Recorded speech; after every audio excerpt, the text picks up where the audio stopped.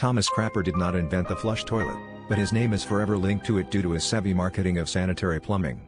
While Crapper was a successful plumber in Victorian England, working for royalty and popularizing the bathroom fixtures we recognize today, the actual invention of the modern flush toilet dates back to Sir John Harington in 1596, who created a rudimentary prototype for Queen Elizabeth I. Crapper's genius lay in promoting existing technology, installing public showrooms that made the flush toilet a societal staple.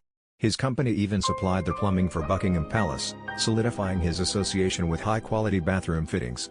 The convergence of his memorable surname and his contributions to plumbing history has made Crapper synonymous with toilets, a testament to the power of branding and timing in the evolution of everyday necessities.